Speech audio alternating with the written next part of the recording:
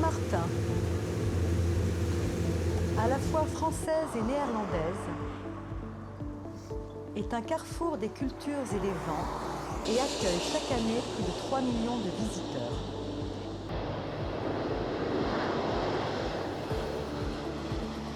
Près d'1 million d'entre eux découvrent les espaces naturels terrestres et marins de la partie française.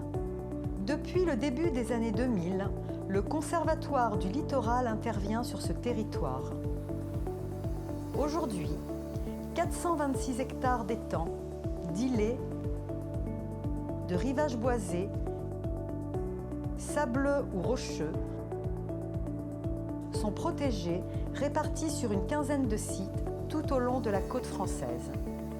Un rempart de nature qui couvre près de 36 km de linéaire littoral soustrait à l'urbanisation. Et c'est depuis Baby Point, à l'extrême sud-est, que commence notre voyage. De ce promontoire battu par les alizés jusqu'au Grand Îlet, sentinelle au cœur du lagon de Simpson Bay, le littoral saint-martinois se dévoile.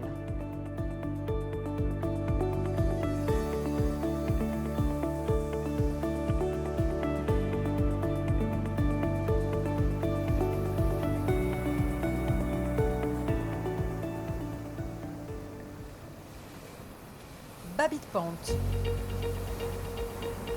morne volcanique au patrimoine botanique et paysager remarquable. Ces falaises littorales sèches abritent une végétation typique, parmi laquelle une colonie dense de cactus tête à l'anglais, espèce endémique des Petites Antilles, protégée depuis 1998. Depuis ses hauteurs, le regard embrasse la baie Lucas,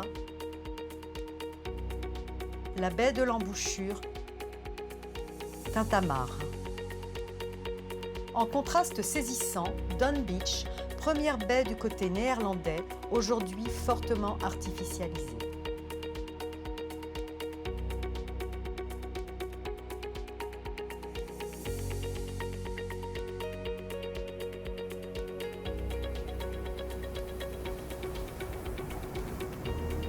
Anne-Marie Bouillet, responsable de l'antenne du Conservatoire du littoral à Saint-Martin, est en visite sur le site, accompagnée de Michel Hamlet, gardien du littoral. Donc tu vois, le fait de faire le tour du site là, on a encore une nouvelle vue, tu vois, sur toute la baie, ce qui est magnifique. Baby Point, site acquis en 2014, avec présence de bâtiments démolis en 2016. 2017, pose de la table d'orientation. On est sur un espace relativement très sauvage, situé dans un lotissement. C'est vraiment une particularité, donc effectivement accès assez intimiste.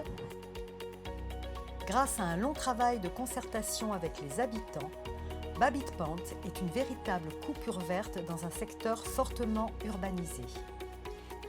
Cette étape a permis de garantir le libre accès à la pointe et à ses panoramas. Discret, au cœur d'un quartier résidentiel, Baby Point est aujourd'hui fréquenté par les habitants et quelques visiteurs curieux venus profiter de son caractère unique.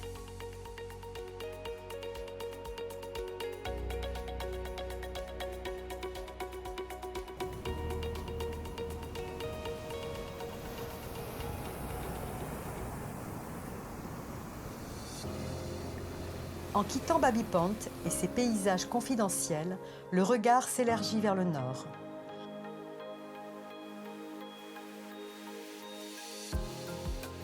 La baie de l'Embouchure est un écrin de beauté, une vaste fenêtre ouverte sur l'Atlantique. Ses eaux turquoises alternent entre le calme des jours paisibles et la force des houles océanes. C'est la dernière grande baie non urbanisée de Saint-Martin, un paysage aujourd'hui préservé où se mêlent plages, mangroves, étangs et salines. Ce site remarquable rassemble plusieurs joyaux. La mare baie Lucas,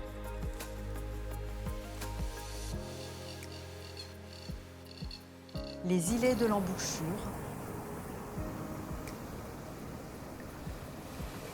l'étang aux poissons,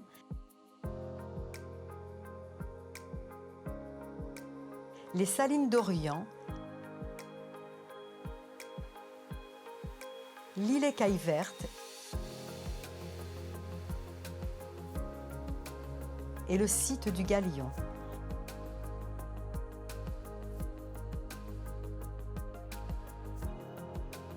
La baie alimente en eau salée l'étang aux poissons, qui à son tour nourrit les salines d'Orient.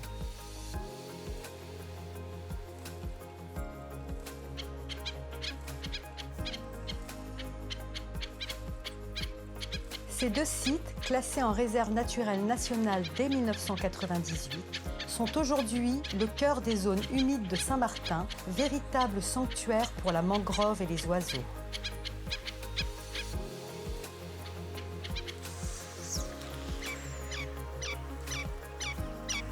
Pourtant, il n'en a pas toujours été ainsi. Dans les années 80, il y avait un hôtel qui avait été construit. Dans les années 90, cet hôtel tombe en ruine, problème juridique, problème divers, je dirais. Et donc c'est à partir de là qu'on nous demande, nous, d'intervenir pour exproprier, procéder à l'expropriation du site pour le remettre à l'état naturel. C'est la volonté politique de l'époque. Aujourd'hui, les actions patientes du Conservatoire du littoral et de ses partenaires locaux ont rendu à la baie son visage naturel et son rôle de lieu de vie ouvert à tous. À la croisée de la mer et de la terre, ce paysage incarne la rencontre entre la beauté sauvage et la nécessité de préserver ce patrimoine unique.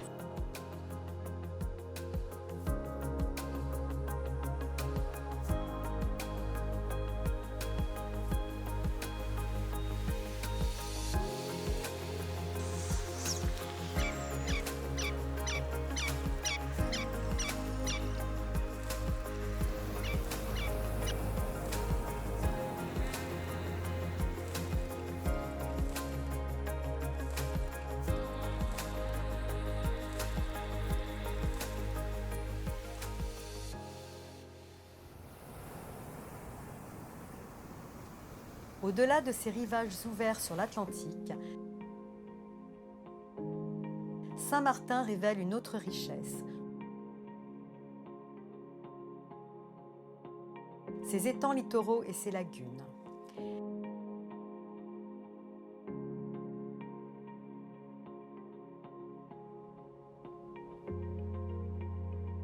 L'île en abrite une quinzaine, pour la plupart entourée de mangroves.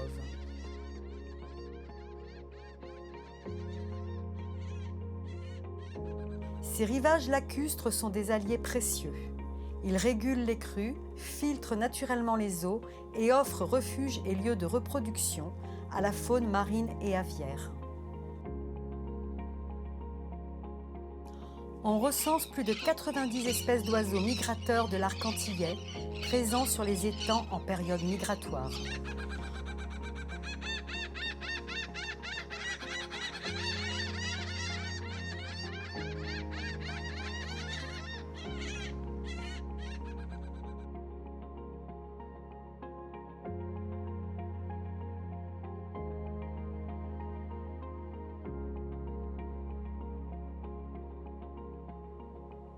Pourtant, ces milieux fragiles portent encore les marques des pressions humaines. Remblais, dépôts sauvages, eaux usées,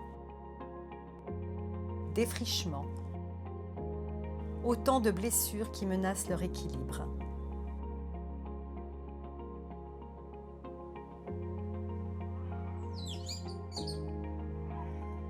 Plus petit étang de Saint-Martin, la mare Belluca fait l'objet d'une attention particulière. Longtemps dégradé, puis ravagé par l'ouragan Irma en 2017, il a été restauré puis inauguré en 2025. Premier site doté d'un accès pour les personnes à mobilité réduite, il accueille désormais des panneaux pédagogiques consacrés à l'avifaune, à la géologie et à l'histoire des étangs. Un lieu modeste mais exemplaire où la sensibilisation rejoint la protection. Ensemble, ces zones humides forment un maillage vital.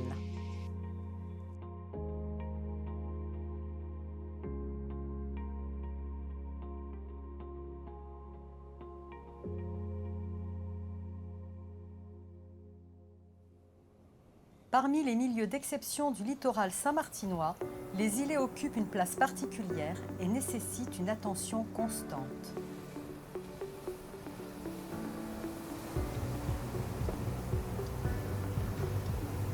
Aujourd'hui, le Conservatoire du littoral en protège 8, dont 5 classés en réserve naturelle nationale.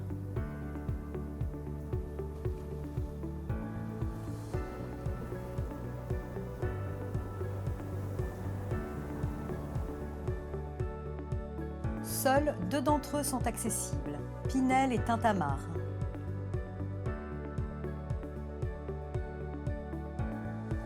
Ces îlets abritent des milieux caractéristiques du littoral caribéen, plages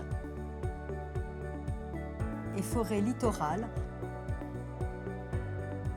où poussent résiniers bord de mer, mancenilliers, amandiers et tamarins.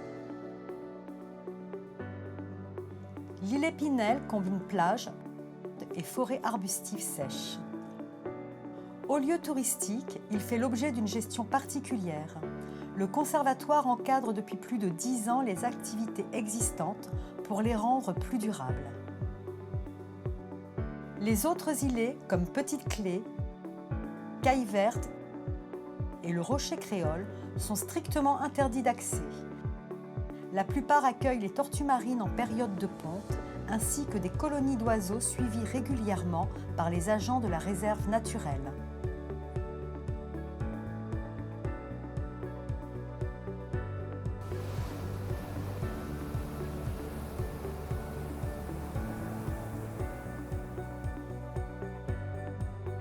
À 3 km au nord-est de Saint-Martin, l'îlet Tintamarre s'étend sur 100 hectares.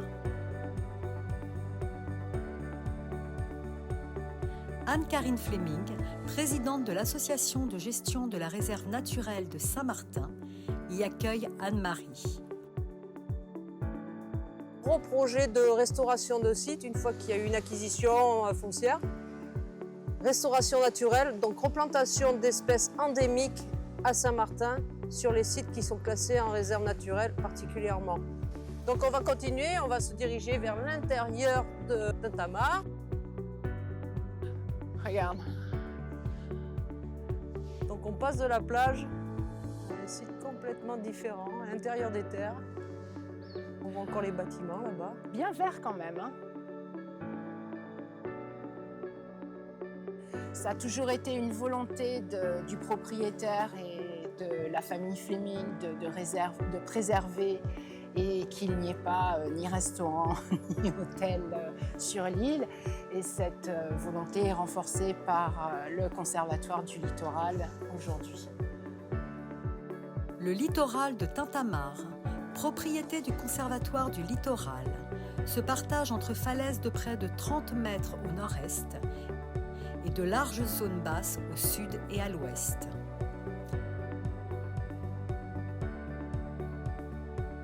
La côte sud est protégée par une barrière de corail, les cailles, qui forment un lagon peu profond.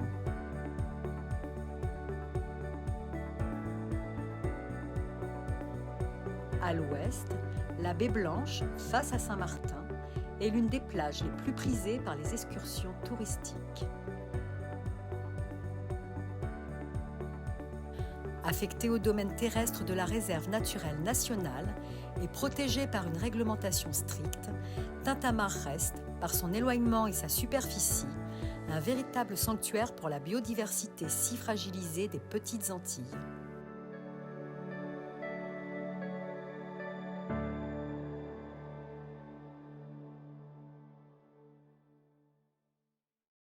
Situé au cœur du lagon de Simpson Bay, le Grand Îlet est un site protégé par le Conservatoire du littoral. Longtemps dégradé par les déchets, il a fait l'objet d'une convention de cogestion signée en 2023 entre le Conservatoire du littoral, la collectivité territoriale de Saint-Martin et l'association locale Nature is the Key. Bienvenue sur le Grand Îlet. Donc le Grand Îlet, la première rencontre avec Juliette, date de 2019, où Juliette interpelle le conservatoire pour pouvoir venir utiliser le Grand Îlet, pour y amener des enfants, pour faire des activités. Donc 2023, on signe une convention de cogestion avec la collectivité de Saint-Martin et Nature is the Key. Et une visite sur le site nous fait découvrir l'horreur du Grand Îlet. En fait, c'est une décharge à ciel ouvert. Donc le conservatoire prend en charge le nettoyage de l'îlet en collaboration avec la collectivité de Saint-Martin. Fondée en 2019 à Sandy Ground par Juliette Irish, Nature is the Key agit d'abord dans le domaine social et éducatif.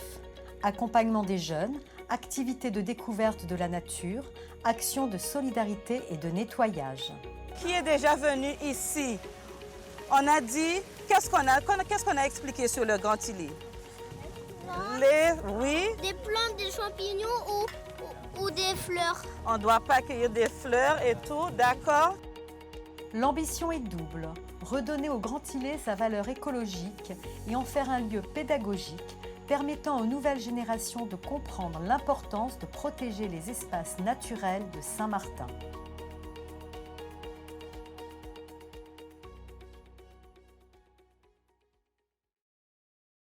De Cul-de-Sac à Lens-Marcel s'étend le massif de Red Rock, l'un des derniers grands massifs boisés de Saint-Martin.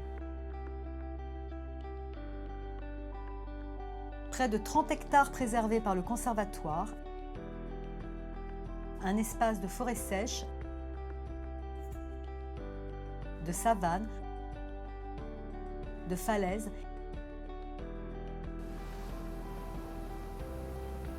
et de plages encore intactes. Ici, la biodiversité s'exprime dans toute sa richesse. 182 espèces végétales recensées, 17 espèces d'oiseaux et 8 espèces de reptiles peuplent ces milieux.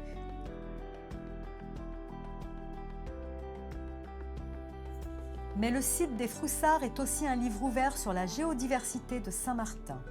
Son origine volcanique apparaît dans les blocs massifs de Red Rock, témoins des forces qui ont contracté et étiré l'île au fil du temps. Un relief spectaculaire qui explique aussi l'exceptionnelle diversité des milieux. C'est un havre de paix, loin des constructions, des routes et du bruit, où l'on retrouve le visage secret de l'île. Pour permettre l'accès à la découverte du site, le conservatoire et la réserve naturelle ont aménagé un sentier botanique, le sentier des Froussards. Donc là, effectivement, mettre un panneau pour signaler que le sentier commence là. Long de près de 6 km, il relie Grande-Caille à Lens-Marcel. On y rencontre population locale en quête de découverte, touristes et associations de marcheurs. Arpenter ce massif, c'est découvrir une île préservée où le regard se perd entre mer et montagne, où la liberté prend la forme d'un chemin bordé de nature.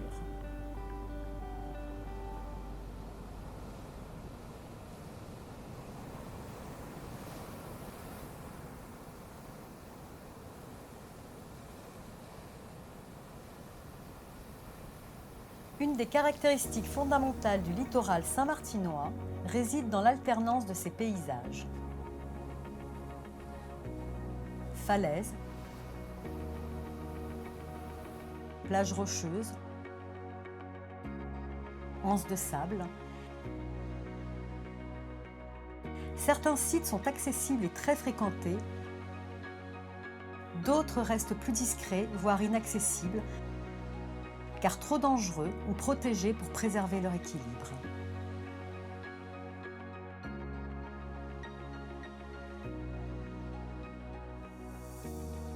Alors que la façade atlantique subit plus fortement l'érosion, les vents et les phénomènes cycloniques,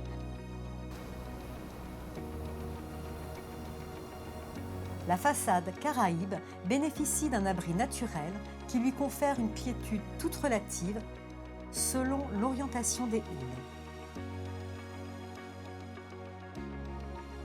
Ces variations rappellent combien ces rivages, plus accueillants en apparence, sont en réalité fragiles et soumis à de multiples pressions. Ils constituent à la fois un atout touristique majeur et un patrimoine naturel que le Conservatoire du littoral et ses partenaires s'attachent à protéger et à transmettre.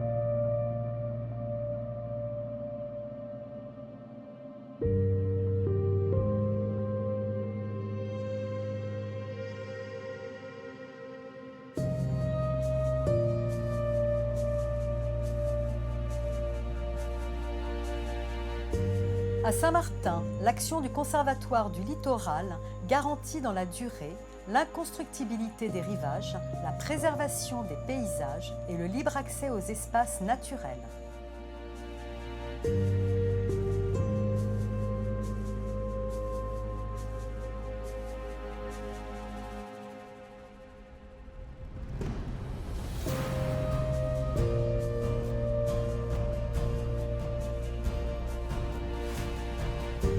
Ces sites, moteurs essentiels de l'activité touristique, soutiennent le développement de l'île tout en protégeant son identité profonde.